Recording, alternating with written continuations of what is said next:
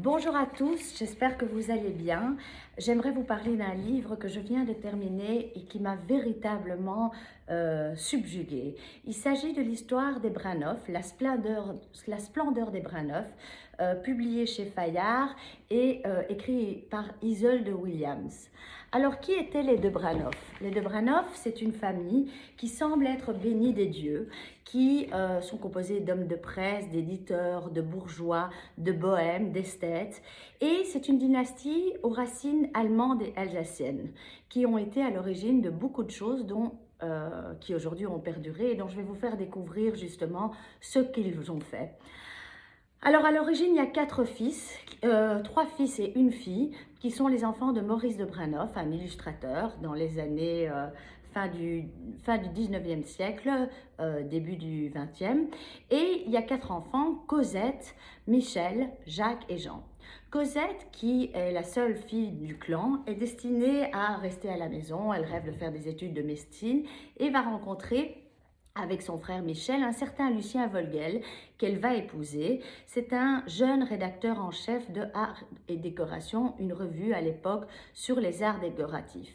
Et donc ensemble, ce trio infernal, ils vont développer ce magazine et ils vont rencontrer Picasso, Cocteau, Poiret et leur journal sera véritablement illustré de photographes très connus comme par exemple d'images de Station.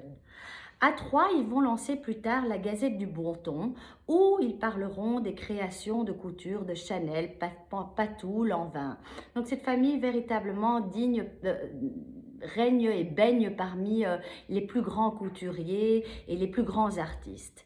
Et puis ce qui va se passer, c'est que Lucien Vogel va se détacher, même s'il reste marié avec Cosette, va se détacher de Cosette et Michel au niveau professionnel. Et Cosette et Michel vont lancer ensemble, ils vont être contactés par Edna Chase, qui dirigeait le Vogue américain à l'époque, pour justement lancer le Vogue français. Alors à l'époque, il faut savoir que le Vogue américain, c'était lui qui dictait tout, c'était la mode américaine qui dictait tout. Et dans les années 20, grâce à ces gens-là et grâce aux couturiers et aux artistes qui ont émergé, ils ont réussi, Michel et Cosette, à donner un caractère indépendant au Vogue et ainsi le Vogue français a vraiment acquis sa propre, je dirais, personnalité et est devenu vraiment français, tout à fait indépendant du Vogue américain. Il y avait des reportages de Lee Miller, de Man Ray, et ça va devenir la Bible de la mode. Et donc,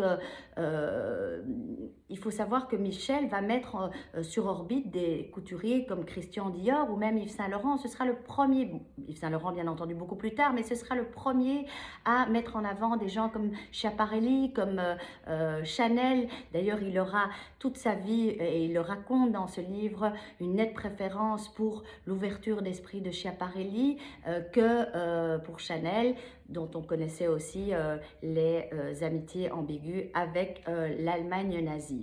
Alors cette famille franco-allemande justement est pacifiste dès la Grande Guerre et toujours elle va se marquer parmi les premiers opposants d'Hitler et va dénoncer avant tout le monde et les dangers du nazisme, de l'antisémitisme et de tous les problèmes qui vont venir. Lucien Vogel, qui est donc le mari de Cosette et qui était lui-même rédacteur en chef de la Gazette du Bon Ton et à l'époque plus jeune du magazine des arts décoratifs, va lancer un autre journal qui s'appellera Vue.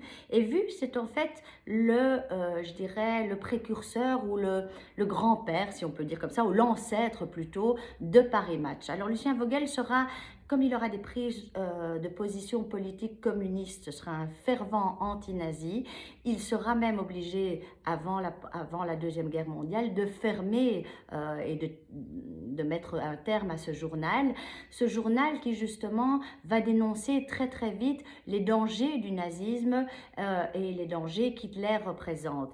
Et Lucien Vogel, c'est le père en fait de Maïko. Maïko, vous avez peut-être entendu parler d'elle, c'est Marie-Claude Vaillant-Couturier qui va devenir et que vous avez certainement vu dans le procès de Nuremberg parce que son témoignage passe dans ce procès parce qu'elle a été déportée en tant que résistante, en tant que communiste. Il faut savoir que ça a été une femme très très courageuse qui a dans les camps, parce qu'elle a été à, je pense, à Bergen-Belsen et ensuite non, elle a été à Auschwitz et ensuite elle a été à Ravensbrück, a même après la libération continué à aider énormément de femmes déportées.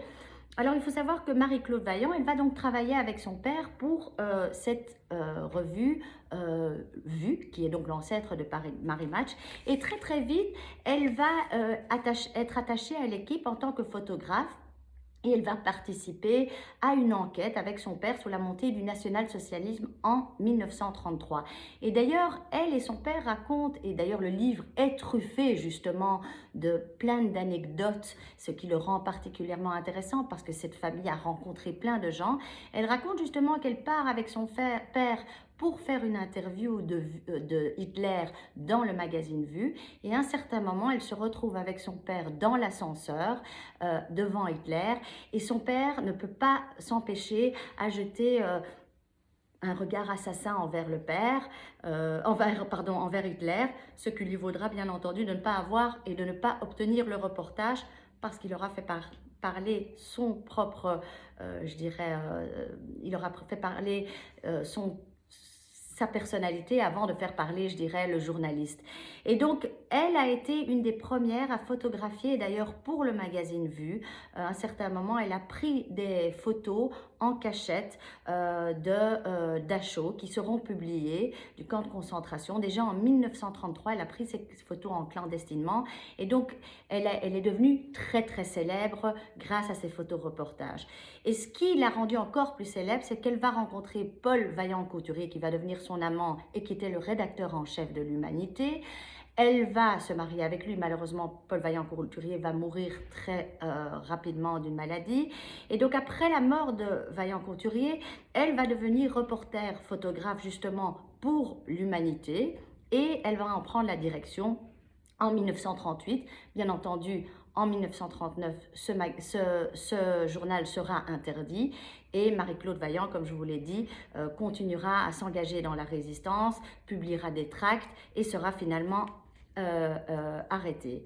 Alors, il faut savoir que dans cette famille, ce qui les caractérise tous, c'est d'abord leur clairvoyance par rapport au national-socialisme, par rapport au danger que la société encourt, mais aussi la liberté, parce que tous ont créé des choses, que ce soit le Vogue, que ce soit Vue, l'ancêtre de Paris Match, que ce soit Marie-Claude Vaillant qui travaille pour l'Humanité.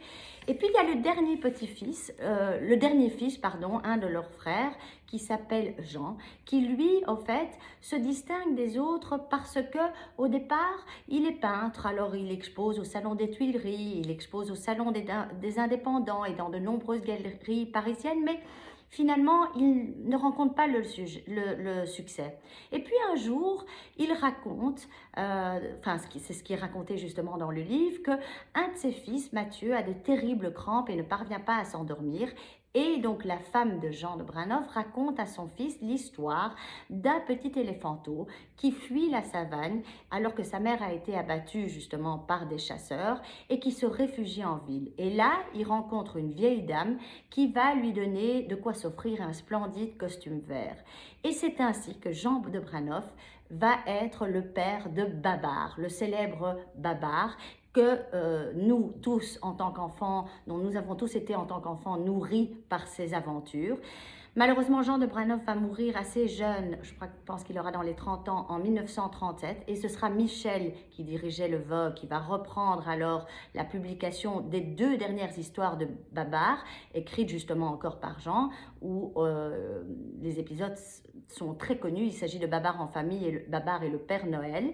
Et ce qui est fantastique, c'est que Babar sera même publié dans le magazine de mode, le Harper's Bazaar, qui à l'époque était considéré comme le grand journal concurrentiel de Vogue Magazine. Et même dans les introductions des voyages de Babar, il faut savoir que la préface a été faite par Émile, qui est au fait le fondateur de Winnie the Pooh, et qui dit d'ailleurs « If you love elephants, you will love Babar and Celeste. If you have never loved elephants, you will love them now. If If you, who are grown up, have never been fascinated by a picture book before, then it is the one which will fascinate you. I salute Mr. Dobranov, I am at his feet. Tout est dit, c'est une famille qui a réussi tout ce qu'elle a entrepris. Et surtout, même dans Babar, il y aura des moments où il y aura je dirais que par exemple, le rhinocéros ce sera un petit clin d'œil justement aux soldats allemands, parce que le rhinocéros dans Babar, bien, il a une corne qui rappelle le casque justement de pointe, le casque à pointe des soldats allemands. Donc c'est une famille brillante, vous suivez au fait toute leur histoire, toutes leurs rencontres, parce qu'ils ont fréquenté les plus grands artistes. Si je pourrais dire une chose de négative à propos de ce livre, c'est que, bien sûr, ayant rencontré tellement de monde, il y a un grand déballage de noms et on ne peut pas connaître tout le monde. Et parfois, on risque un peu de se perdre dans tout ça. Le livre est splendide, il vous fait revivre les années 20, 30, 40 et surtout après la guerre, comment ces journaux se sont reconstruits pour devenir ce qu'ils sont devenus aujourd'hui.